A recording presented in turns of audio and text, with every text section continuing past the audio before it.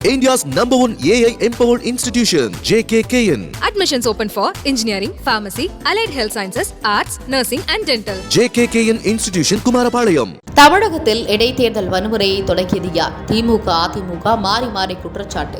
இடைத்தேர்தல் என்பது ஆளும் கட்சியின் செயல்பாடுகளுக்கு வைக்கப்படும் சோதனை என்று அரசியல் நோக்கர்கள் கூறுவது உண்டு.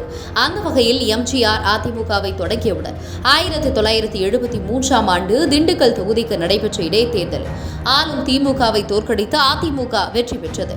இந்த வெற்றி இன்றளவும் எம்ஜிஆர் தலைமையிலான அதிமுக நிகழ்த்திய சாதனையாகவே தேர்தல் காலங்களில் பேசப்பட்டு வருவதாக அரசியல் நோக்கர்களும் நடுநிலையாளர்களும் கூறி வருகின்றனர்.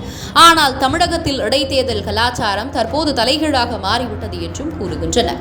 பெரும்பாலும் இடைத்தேர்தல்களில் ஆளும் கட்சியே வெற்றி பெற்று வருகிறது. அதே வேளையில் இடைத்தேர்தல் நேர்மையாக நடைபெறுவது இல்லை என்ற குற்றச்சாட்டை எதிர்க்கட்சியினர் தொடர்ச்சியாக கூறி வருகின்றனர். இந்த நிலையில் விக்கிரவாண்டி இடைத்தேர்தலை அதிமுக புறக்கணித்து உள்ளது பேசும் பொருளாக மாறியுள்ளது. தேர்தல் நியாயமாக நடைபெறாது என்பதற்காகவே தேர்தலை புறக்கணித்ததாக அதிமுக தரப்பில் கூறப்பட்டு வருகிறது. அதே வேளையில் தோல்வி பயம் காரணமாகவே விக்கிரவாண்டி இடைத்தேர்தலில் போட்டியிடவில்லை என திமுக தரப்பில் கூறப்படுகிறது. இது தொடர்பாக திமுக அமைப்பு செயலாளர் RS பாரதி, அதிமுக முன்னாள் அமைச்சருமான ஜெயக்குமார் விக்கிரவாண்டி தேர்தல் தொடர்பாக மாறி மாறி குற்றச்சாட்டுகளை முன்வைத்து உள்ளனர். தமிழகத்தில் பூத் கேப்சரிங் எனப்படும் வாக்குச்சாவடியை கைப்பற்றும் கலாச்சாரத்தை உருவாக்கியதே அதிமுக தான் என திமுக அமைப்பு செயலாளர் RS பாரதி கூறியுள்ளார். 1992ஆம் ஆண்டு நடைபெற்ற பரங்கிமலை கண்டோன்மென்ட் தொகுதியில் தேர்தலில் இது நடைபெற்றதாகவும் RS பாரதி கூறியுள்ளார். டெபாசிட் இழந்து விடுவோம் என்ற அச்சத்தினால் அதிமுக விக்கிரவாண்டி தேர்தலில் போட்டியிடவில்லை என்றும் RS பாரதி கூறியுள்ளார்.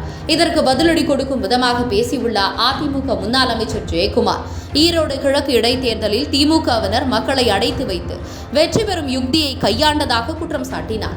திமுக ஆட்சியின் போது நடைபெற்ற சென்னை மாநகராட்சி தேர்தலின் போது வன்முறை நடைபெற்றதாகவும் இதனால் தேர்தலை நீதிமன்றம் ரத்து செய்து மறு தேர்தல் நடத்த உத்தரவிட்டதாகவும் ஜெயக்குமார் தெரிவித்தார். இப்படி இடைத்தேர்தல் தொடர்பாக விக்கிரவாண்டி இடைத்தேர்தல் தொடர்பாக திமுகவும் அதிமுகவும் குற்றம் சாட்டி வருகின்றனர்.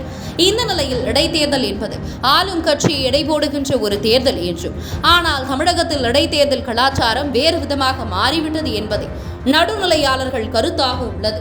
India's #1 AI empowered institution, JKKN. Admissions open for engineering, pharmacy, allied health sciences, arts, nursing and dental. JKKN Institution, Kumarapalayam.